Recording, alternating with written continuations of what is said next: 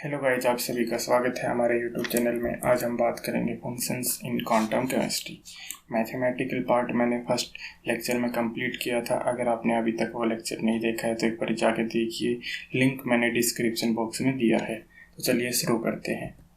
So why we need a function in quantum chemistry.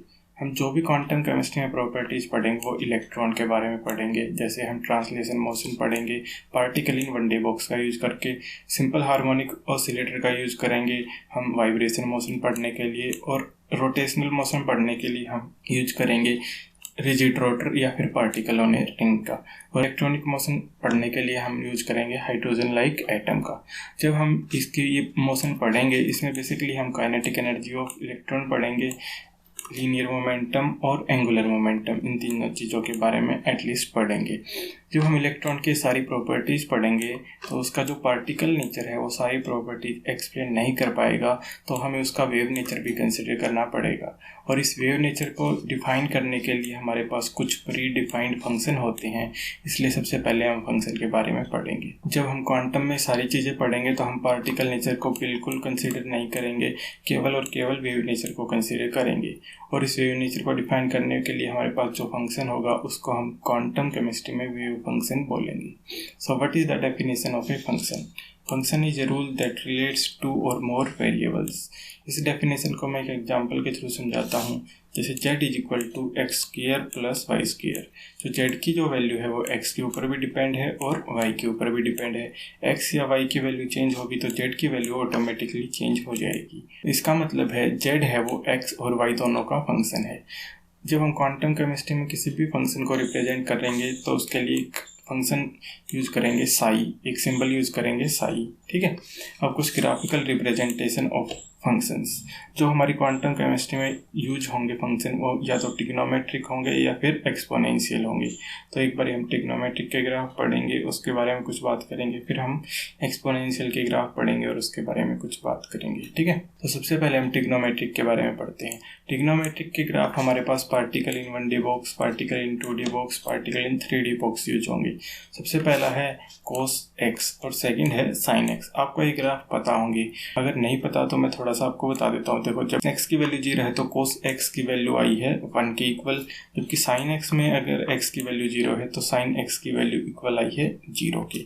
ऐसे ये graph चलते रहते हैं। आगे अगर π/2 है तो cos x की वैल्यू 0 है, अगर sin x में π/2 है तो वैल्यू 1 है, अगर cos x में वैल्यू पाई है तो वैल्यू है -1, और साइन में वैल्यू अगर पाई है तो वैल्यू है 0। तो देखिए, जो भी cos और साइन की वैल्यू है वो हमेशा -1 से +1 के बीच में लाई करेगी। जो मैक्सिमम वैल्यू होगी cos और साइन दोनों की वो +1 होगी, और जो मिनिमम वैल्यू होगी वो -1 होगी। अगर हमें कहीं मैक्सिमम वैल्यू निकालनी है a cos x की, सपोज a cos x की मुझे मैक्सिमम वैल्यू निकालनी है, तो cos x की, और a कोई कांस्टेंट है और cos x है, उसकी मैक्सिमम वैल्यू होगी 1, उसको किसी कांस्टेंट से मल्टीप्लाई करेंगे तो वो मैक्सिमम वैल्यू हो जाएगी। तो इसकी जो मैक्सिमम वैल्यू होगी वो a के इक्वल होगी। अगर मुझे इसकी मिनिमम वैल्यू निकालनी होती है, मैं cos x की मिनिमम वैल्यू पुट कर देता जो कि थी -1, तो इसकी मिनिमम वैल्यू हो जाएगी -a। सिमिलरली साइन के बारे में, साइन में भी अगर मैक्सिमम वैल्यू देखें तो +1 है और मिनिमम वैल्यू देखें तो -1 है। अगर मुझे b sin x की अगर मैक्सिमम वैल्यू निकालनी है तो किसके इक्वल होगी? किसके इक्वल होगी? +b के, क्योंकि sin x की वैल्यू कितनी है? मैक्सिमम 1। अगर मिनिमम वैल्यू बात करें तो sin x की मिनिमम वैल्यू है -1 और b sin x की मिनिमम वैल्यू हो जाएगी -b। जब cos x की बात करते हैं, cos x जब हम थीटा इंक्रीज करते हैं, थीटा की वैल्यू जब हम इंक्रीज करते हैं cos x में, तो देखो, जब हम 0 लिखते हैं, x की वैल्यू 0 लिखते हैं तो cos x की वैल्यू है 1। अगर x की वैल्यू लिखते हैं π/2 तो cos x की वैल्यू होती है 0। देखो, ये फंक्शन क्या कर रहा है? डिक्रीज कर रहा है, जैसे जैसे थीटा इंक्रीज कर रहा है अप टू पाई। ये फंक्शन अप टू पाई क्या कर रहा है? डिक्रीज कर रहा है, 1 + 1 to -1। तो ऐसे फंक्शन को हम बोलते हैं डिक्रीजिंग फंक्शन। हमारे पास जो cos x है ये एक डिक्रीजिंग फंक्शन है। अगर sin x की बात करें तो देखो, जब x की वैल्यू 0 है तो sin x की वैल्यू भी 0 है, जब x की वैल्यू π/2 है तो sin x की वैल्यू +1 है। तो देखो, 0 से π/2 क्या कर रहा है? ये फंक्शन इंक्रीज कर रहा है। तो इस रेंज में sin x की वैल्यू, sin x को बोलेंगे हम एक इंक्रीजिंग फंक्शन, ठीक है। तो cos x हुआ हमारे पास एक डिक्रीजिंग फंक्शन और sin x हुआ हमारे पास एक इंक्रीजिंग फंक्शन। गेट 2018 में क्वेश्चन आया था कि किस रेंज में cos x और sin x दोनों इंक्रीजिंग फंक्शन है। तो देखिए मैं आपको बताता हूँ कैसे होगा। तो देखिए उसमें कुछ ऑप्शन थे, उसमें एक ऑप्शन था -π से +π, ऐसे 4 ऑप्शन बना के दिए थे उसमें, ठीक है। अगर मैं -π/2 से π0 की बात करता हूँ, -π/2 से 0 की बात करता हूँ, तो ये क्या है, एक इंक्रीजिंग। -π/2 पे इसकी वैल्यू कितनी है 0 और 0 पे कितनी है 1, तो ये इंक्रीज हुआ 0 से 1। अगर मैं इसकी बात करूँ तो -π/2 पे है वैल्यू -1 और 0 पे है 0, तो ये -1 to 0 इंक्रीज हुआ। उसमें ऐसे ही 4 ऑप्शन दिए थे, आपको केवल ग्राफ बनाना था और हमारे पास सॉल्यूशन आ जाता, ठीक है। अगर आप कोस और साइन की वैल्यू, आपको ये वैल्यू याद रखनी पड़ेंगी अगर आपको नेट का पेपर देना है तो, क्योंकि नेट के एग्जाम में हमारे पास कैलकुलेटर अलाउड नहीं होता। तो देखिए हम कोस 0 और साइन 0 90 इनकी वैल्यू तो हम डायरेक्ट ग्राफ से बता सकते हैं। कोस 0 की वैल्यू थी 1, साइन 0 की वैल्यू थी 0। ऐसे ही कोस 90 की वैल्यू थी 0 और साइन 0 की वैल्यू थी 1, ठीक है। और कोस 45 और साइन 45 एक ही वैल्यू देते हैं, मतलब उस टाइम पे वो दोनों इंटरसेक्ट करते हैं। तो उनका ग्राफ कुछ ऐसा होता है एट 45 डिग्री। तो यहाँ पे आता है x = 45 डिग्री। ये वैल्यू आती है 1/√2। अब हमें कंफ्यूजन होता है कि cos 30√3/2 है या फिर cos 63/2 है। तो देखो cos एक डिक्रीजिंग फंक्शन है और ये डिक्रीज कर रहा है 1 to 0। जब ये 30 डिग्री होगा उस टाइम पे इसकी वैल्यू 1 से थोड़ी सी कम होगी और साइन एक्स क्या कर रहा है, इंक्रीज कर रहा है 0 से 1 की तरफ। जब ये 30 डिग्री होगा तो इसकी वैल्यू cos से कम होगी। तो cos 30 की वैल्यू होगी हमारे पास √3/2 और sin 30 की वैल्यू होगी 1/2। जब cos 60 आ जाएगा तो cos छोटा हो जाएगा और sin बड़ा हो जाएगा, इसलिए इसकी वैल्यू होगी 1/2 और इसकी वैल्यू √3/2। सेकेंड फंक्शन मैंने आपको बताया था एक्सपोनेंशियल फंक्शन। तो सबसे पहले एक्सपोनेंशियल फंक्शन है अपना हमारे पास e⁻x। देखो अगर मैं x की वैल्यू 0 पुट करता हूँ, x की वैल्यू जब 0 पुट करता हूँ तो ये बनेगा e⁻0 और किसी भी नंबर रियल नंबर की पावर अगर मैं 0 पुट कर देता हूँ तो उसकी वैल्यू होती है 1। तो मतलब ये ग्राफ x = 0 पे 1 के ऊपर कट करेगा, y = 1 के ऊपर कट करेगा। अब देखो जैसे जैसे मैं x की वैल्यू इंक्रीज करूँगा, जैसे मैं x की वैल्यू इंक्रीज करूँगा तो e⁻x की वैल्यू इंक्रीज होती जाएगी और जब इन्फिनिटी आएगा e⁻∞ आएगा, जब इन्फिनिटी आएगा तो ये वैल्यू इन्फिनिटी को टेंड कर जाएगी। e⁻x हमेशा एक इंक्रीजिंग ग्राफ है, क्योंकि जैसे जैसे x की वैल्यू पॉजिटिव में इंक्रीज हो रही है वैसे वैसे ये ग्राफ की वैल्यू भी इंक्रीज हो रही है, ठीक है। अब मैं e⁻⁻x की बात करता हूँ। e⁻⁻x एट x = 0 की बात करता हूँ तो e⁻0 की वैल्यू होगी 1, क्योंकि e⁻−0 आएगा, -0 लिखो या +0, 0 ही होता है वो, तो ये वैल्यू आएगी 1। जैसे जैसे अब मैं x की वैल्यू अब इंक्रीज करूँगा तो e⁻−x की वैल्यू डिक्रीज होगी। क्यों, देखो e⁻−x का मतलब हुआ 1/e⁻x। e⁻x की हमें पता है वैल्यू इंक्रीज होगी और 1/e⁻x की वैल्यू उसके हिसाब से डिक्रीज हो जाएगी। और जब इन्फिनिटी को जाएगा, x इन्फिनिटी को जाएगा तो e⁻∞ होगा। e⁻∞ की वैल्यू इन्फिनिटी और 1/∞ की वैल्यू होती है 0। मतलब जब x इन्फिनिटी को जाएगा तो y 0 को जाएगा। तो इसके आपसे देखो जब x इन्फिनिटी को जा रहा है तो y 0 को जा रहा है और एट x = 0 हमारे पास वैल्यू है 1। अब जैसे जैसे हम x की इंक्रीज कर रहे हैं वैल्यू y की वैल्यू डिक्रीज हो रही है, इसलिए e⁻⁻x एक डिक्रीजिंग ग्राफ है। अब हमारे पास थर्ड ग्राफ है x × e⁻⁻x। जब भी हमारे पास एक एक्सपोनेंशियल डिक्रीजिंग और लीनियर का हमारे पास मल्टीप्लिकेशन हो, जब इनिशियल वैल्यू ऑफ x होंगी तो ये जो लीनियर फंक्शन है इसकी वजह से ओवरऑल फंक्शन इंक्रीज करेगा। जब x की वैल्यू कुछ इंक्रीज होकर हाई हो जाएंगी तो e⁻⁻x डोमिनेट करेगा और ओवरऑल वैल्यू डिक्रीज होगी। तो स्टार्टिंग की x की वैल्यू के लिए ग्राफ इंक्रीजिंग है और जब वैल्यू x की हाई हो जाएगी तो ग्राफ डिक्रीजिंग हो जाएगा। आपको ये ग्राफ आना चाहिए, काफ़ी बारी हमारे पास क्वांटम में यूज होगा। इससे अगला ग्राफ है हमारे पास y is equal to x square into e raise to power minus x. मैंने बोला जब भी हमारे पास एक लीनियर और एक्सपोनेंशियल डिक्रीजिंग का फंक्शन है तो सबसे लीनियर के हिसाब से करेंगे, उसके बाद एक्सपोनेंशियल के हिसाब से ऑपरेट करेंगे। तो स्टार्टिंग में क्या है एक्स स्क्वायर, तो एक्स स्क्वायर के हिसाब से इंक्रीज होगा ग्राफ, उसके बाद e raise to power minus x के हिसाब से डिक्रीज हो जाएगा ग्राफ। ठीक है, तो स्टार्टिंग में ग्राफ इंक्रीजिंग टाइप है, बाद में हमारे पास ग्राफ डिक्रीजिंग टाइप है। ये हुई हमारे पास एक्सपोनेंशियल फंक्शन की बात। अब हम बात करते हैं एक रैंडम फंक्शन है ये, क्योंकि IIT JAM 2017 का क्वेश्चन था तो मैंने इसका क्वेश्चन को डाल दिया है। तो देखो कोई भी फंक्शन एक्स वाई इंटू सी, दो वेरिएबल का मल्टीप्लिकेशन अगर किसी कांस्टेंट के इक्वल होता है तो वहाँ बनता है एक रेक्टेंगुलर हाइपरबोला। अब इस ग्राफ को समझने के लिए देखिए, एक्स की जो वैल्यू होगी वो होगी सी बाई वाई। अगर मैं वाई की वैल्यू इंक्रीज करता हूँ, y की वैल्यू इंक्रीज करूँगा तो one by c by y की वैल्यू डिक्रीज होगी। सी बाई वाई की वैल्यू डिक्रीज होने का मतलब है x की वैल्यू डिक्रीज होगी, और जब y की वैल्यू इन्फिनिटी को टेंड जाएगी तो c बाई इन्फिनिटी की वैल्यू 0 के इक्वल होगी और x की वैल्यू 0 को टेंड कर रही है। मतलब जब y की वैल्यू इन्फिनिटी को जा रही है तो x की वैल्यू 0 को टेंड कर रही है। तो देखिए ग्राफ में जब y की वैल्यू इन्फिनिटी को है तो x की वैल्यू 0 को जा रही है। ठीक है, सिमिलरली जब हमें y की वैल्यू निकालनी है, x की वैल्यू जब चेंज होगी तो x की वैल्यू जब इन्फिनिटी को जाएगी तो 1 बाई इन्फिनिटी 0, तो y की वैल्यू भी 0 को टेंड करेगी। तो ये y की वैल्यू यहाँ 0 को टेंड कर रही है, इसलिए ये ग्राफ ऐसा होता है। इसे बोलते हैं रेक्टेंगुलर हाइपरबोला। ये गैसीय स्टेट में काफ़ी इंपॉर्टेंट ग्राफ है, आप काफ़ी बारी यूज करोगे। अब हमारे पास एक इम्पॉर्टेंट टॉपिक है सिमेट्रिक और एसिमेट्रिक फंक्शन। ये फंक्शन हमारे पास इंटीग्रेशन में काफ़ी हेल्प करेगा। अगर हमें सिमेट्रिक और एसिमेट्रिक फंक्शन निकालना आता है तो हम कई बार तो इंटीग्रेशन को बिना पेन उठाए भी सॉल्व कर सकते हैं, तो ध्यान से समझिएगा। सबसे पहले सिमेट्रिक फंक्शन।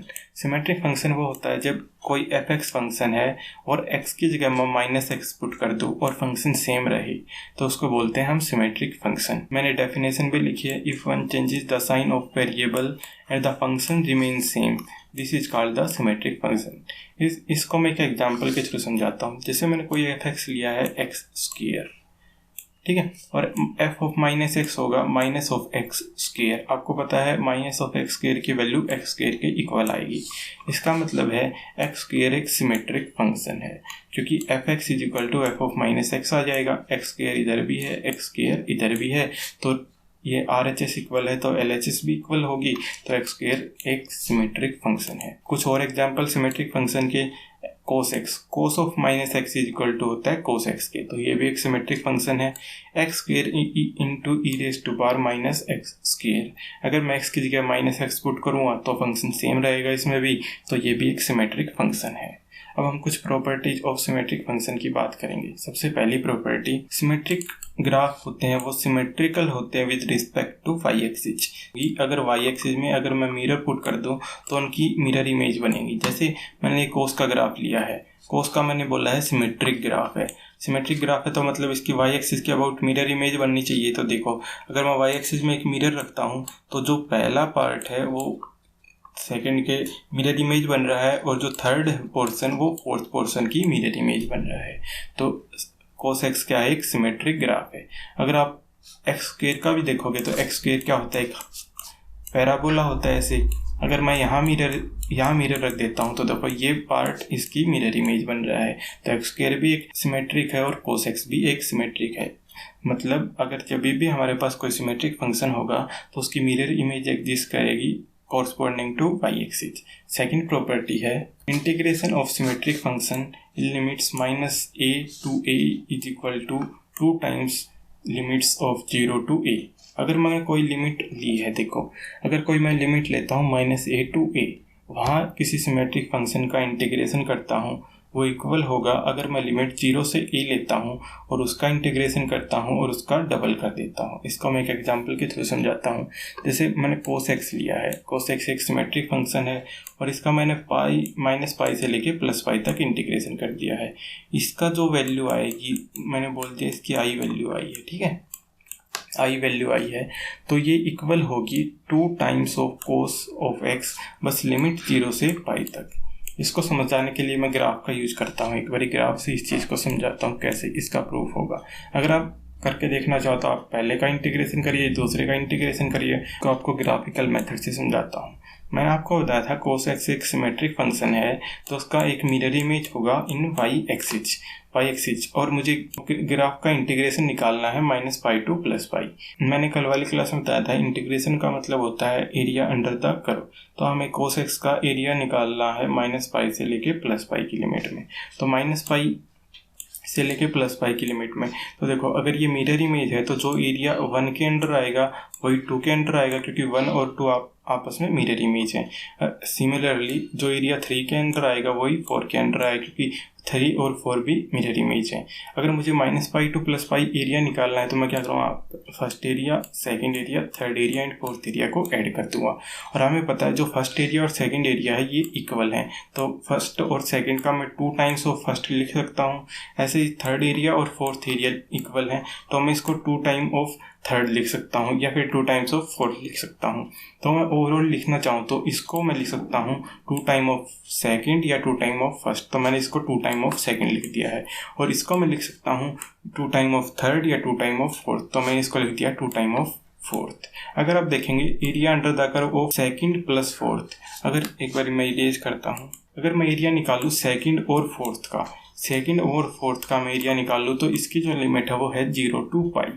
तो यही मैंने बोला है, अगर -पाई से +पाई लिमिट है वो इक्वल होगा 2 टाइम ऑफ 0 to पाई।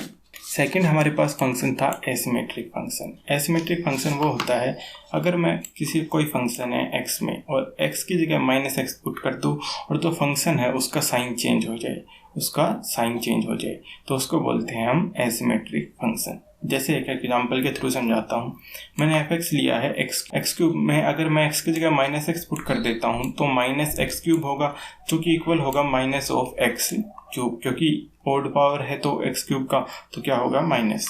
मैं इस पूरे फंक्शन का दोबारा माइनस ले लेता हूँ तो क्या होगा, ये +x³ हो जाएगा। तो मैंने दोबारा माइनस ले लिया तो क्या हो गया, x³। अगर देखो फर्स्ट इक्वेशन और सेकंड इक्वेशन, इन दोनों की फर्स्ट इक्वेशन का LHS और सेकंड इक्वेशन का RHS इक्वल है। दोनों साइड क्या है, x³ है, तो इनके दूसरे जो साइड है वो भी इक्वल होगी, तो मतलब fx -x इक्वल होगा। तो एसिमेट्रिक फंक्शन वो होते हैं अगर मैं वेरिएबल का साइज चेंज कर दूं तो उसका नेगेटिव करके वो ओरिजिनल फंक्शन के इक्वल आ जाए, तो उनको बोलते हैं एसिमेट्रिक फंक्शन। अगर मैं सिमेट्रिक की बात करूं तो अगर मैं उसकी में वेरिएबल का साइन चेंज कर दूं तो उसमें कोई फर्क नहीं होता, वो सेम ओरिजिनल फंक्शन के इक्वल रहते हैं। ठीक है, कुछ एग्जाम्पल बताता हूँ अब मैं आपको। देखो sine of -x is equal to होता है -sin x इंटू e⁻⁻x²। ये दोनों एसिमेट्रिक फंक्शन है। अब कुछ प्रॉपर्टीज ऑफ एसिमेट्रिक फंक्शन देखते हैं। सबसे पहली प्रॉपर्टी है एसिमेट्रिक की मिरर इमेज नहीं होती कोरस्पॉन्डिंग टू y एक्सिस। जैसे देखिए मैंने बोला sin x एक एसिमेट्रिक फंक्शन है। sin x का जो ग्राफ होगा वो ऐसे होगा, ये जो मैंने रेड से अभी मार्क करा है ये वाला। अगर मैं फर्स्ट की मिरर इमेज देखूँ y एक्सिस के हिसाब से तो ये कुछ ये डॉटेड बना है, मैंने यहाँ बननी चाहिए लेकिन यहाँ तो कोई ग्राफ है ही नहीं। ऐसे ही मैं अगर सेकंड की मिरर इमेज देखता हूँ तो यहाँ बननी चाहिए, यहाँ भी कोई ग्राफ नहीं है। इसका मतलब एसिमेट्रिक फंक्शन की कोई भी मिरर इमेज नहीं होती। मिरर इमेज का फंडा जब काम आता है जब हमें केवल और केवल ग्राफ दिया होता है, हमें उसकी कर्व नहीं पता होती। तो हम देखेंगे y एक्सिस के हिसाब से मिरर इमेज है तो वो ग्राफ सिमेट्रिक है, अगर y एक्सिस में मिरर इमेज नहीं है तो ग्राफ एसिमेट्रिक है। सेकंड मोस्ट इंपॉर्टेंट प्रॉपर्टी है हमारे पास, integration of asymmetric function in limits of -a to a is 0। देखो सिमेट्रिक फंक्शन का क्या हो जाता था 2 टाइम्स, लेकिन एसिमेट्रिक फंक्शन में क्या होता है 0। इसको मैं आपसे बताता हूँ। देखो मैं साइन ऑफ x का अगर इंटीग्रेशन करता हूँ -π/2 से +π/2, तो मैं साइन ऑफ x का इंटीग्रेशन करता हूँ -π/2 से +π/2। इंटीग्रेशन का मतलब होता है एरिया अंडर द कर्व। तो जो फर्स्ट एरिया है ये क्या है, एक पॉजिटिव साइड है, y एक्सिस जिधर पॉजिटिव है इधर है, तो इसका एरिया आएगा पॉजिटिव में। अगर मैं इसी का सेकंड का ग्राफ देखता हूँ तो सेम एरिया आएगा और नेगेटिव में आएगा। इसका मतलब है ओवरऑल एरिया -π/2 से +π/2 0 होगा। इसको मैंने सोल्व करके भी आपको दिखाया है। देखिए sin x हमारे पास एक एंटी सिमेट्रिक फंक्शन है, तो sin x का जो इंटीग्रेशन होता है वो -cos x होता है। ये इंटीग्रेशन मैंने लास्ट क्लास में कराया था, अगर आपने नहीं देखा है अभी तक तो वीडियो का लिंक डिस्क्रिप्शन में आप जाके देखिए। अब मैं sin x का इंटीग्रेशन होता है -cos x। अब ये लिमिट पुट करेंगे तो सबसे पहले वेरिएबल की जगह अपर लिमिट फिर लोअर लिमिट, तो माइनस को कॉमन ले लूँगा, अपर लिमिट पुट करूँगा तो cos ऑफ π/2 बनेगा minus sine cos of -π/2। cos of -π/2 cos of π/2 के इक्वल होता है, तो ये वैल्यू आई है 0। तो इसका मतलब है जब भी हम एंटी सिमेट्रिक फंक्शन की बात करेंगे तो उसका इंटीग्रेशन 0 होगा हमेशा। कल एक क्वेश्चन करा था integration -∞ to +∞ x⁻n into e⁻−βx² का इंटीग्रेशन। मैंने बोला था अगर n की वैल्यू ओड है तो ये इंटीग्रेशन 0 होगा। तो इसको मैं इस प्रॉपर्टीज के हिसाब से सोल्व करके दिखाता हूँ। मैंने इस फंक्शन को fx कंसीडर किया है, तो fx की वैल्यू है x⁻n इंटू e⁻−βx²। अगर मैं x की जगह -x पुट करता हूँ तो वैल्यू होगी -x इन x⁻n इंटू e⁻−β(-x²). तो -x² की तो वैल्यू x² हो जाएगी और -x⁻n है, इसकी वैल्यू n के ऊपर डिपेंड होगी। अगर n इवन हुआ जैसे 2, 4, 6, 8 तो केवल x⁻n हो जाएगी। अगर n ओड हुआ तो x⁻n की वैल्यू -x⁻n हो जाएगी। ठीक है, तो यहाँ से हम देख सकते हैं जो fx की वैल्यू है, अगर मैं x की जगह -x पुट करता हूँ तो उसका साइन चेंज हो जाता है। fx क्या आ जाता है, माइनस बाहर आ जाता है, इनटू फंक्शन सेम रह जाता है। तो इसका मतलब है जो हमारे पास ग्राफ है वो एंटी सिमेट्रिक इन नेचर आएगा और लिमिट क्योंकि -a2 + a तक है तो इस ग्राफ का इंटीग्रेशन 0 होगा। ये मैंने कल डायरेक्ट बताया था, आप इस प्रॉपर्टी से भी देख सकते हो। तो आपको ये वीडियो पसंद आई होगी, अगर पसंद आई है तो लाइक कीजिए, शेयर कीजिए और चैनल को सब्सक्राइब कीजिए। Thank you so much.